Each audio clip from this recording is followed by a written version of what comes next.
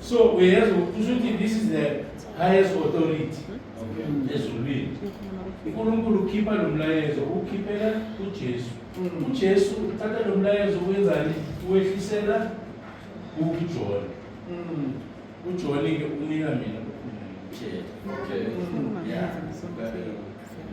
Silaleleni attentively ngoba inzima lento. Okay, the highest authority is the one who died and came back to life. So if kukhuluma umuntu oke wafa obuye wavuka nawe kufanele ukuthi uzunga ngapha akekho la emhlabeni ofile ngisho ngabe namathuna wethu uJesu kuphela onganathuna nguye kuphela onganathuna omunye ubani Elijah lo hamba ngenqola lo haya nabo abantu banganamathuna otherwise the rest inhlobo zethu abo-businessmen bethu laba bafundile balayo our society bonke bangapha sewagcwele kwagcwala labo sesongabevelina mhlawumbe the next 10 years. So ukhuluma-ke umuntu oke wavuka uma ungalaleli angazi ngezabazali ngoba mhlawumbe wona bebalalela ukuthi I know your afflictions and your poverty, yet you are rich. Ngazi ukuhlupheka kwakho, ngazi ukuswela kwakho. But at the same time, bese athi you are rich. Meaning ukuthi ukuba rich doesn't mean ukuthi fanele ube nayo yonke lento emhlabeni. Ungaba nayo yonke lento. I used to say it. My friends were right. They were money. And we started the company, but it was not easy putting money because as far as my family background right by each other. So Magate ufuna 50,000 and they will give him that money for the business. But me and I go finance the show financially is overcovered because I'm going to resign to call 12,000 and already when I need to follow this is 12,000 every month. Nezi two was increase. Especially last month. So I'm going to call to business. None is controller, at least I'm not sure Chula because some business or will our Mokula allows Malaysian food. Say Bonagala, very good, I want to be carrying drive by.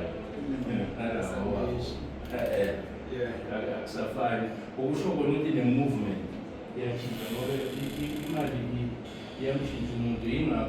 uNkulunkulu akhuluma nabafundisi namhlanje because abafundisi sebashintshwe imali abafundisi bafuna nama-10% sebaya-budget uMamlilo ukhulumile last week usithi uMamlilo umamthiya athi but manje leya envelope kweshubi yakhe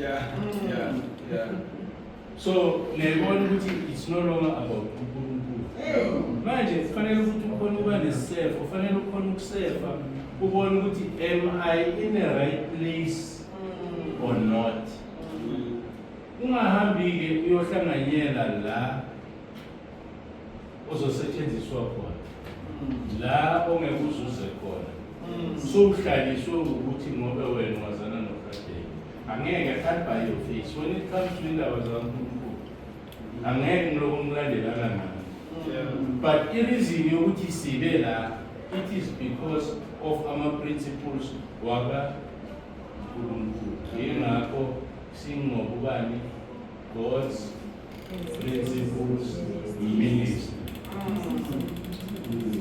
this is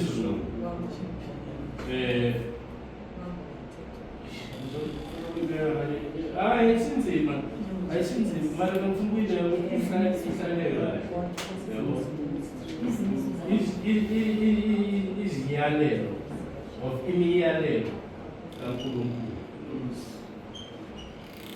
Inkonzo yemiyalelo kaNkulunkulu. Ngiyacabanga ukuthi ngingathola i-distinction ngale explanation.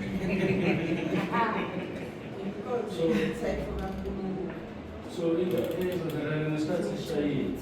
Ngicela ukuthi ngizoshaya le la manje ilanga soqhubeka ngisho. Angithi izozalana uNkulunkulu musasidakelana. Ngicela ukuqedelela le lawa manje zophinda ngobona. Siyavumelana. Okay, mangabe khona nenkinga usekazoyitshela inkosi ukuthi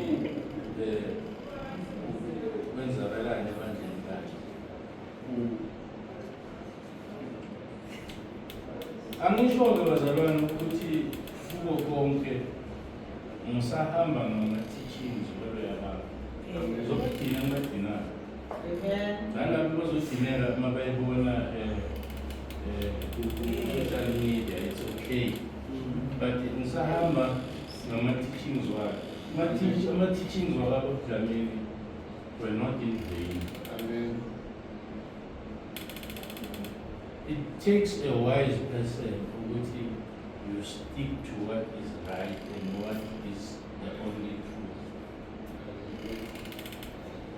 Ukuthi sizofuna ukuba bafundisi because sifuna ukuba bafundisi because sizoba nemali. Unfortunately, isikhathi semali asisekho emabandleni. Asisekho.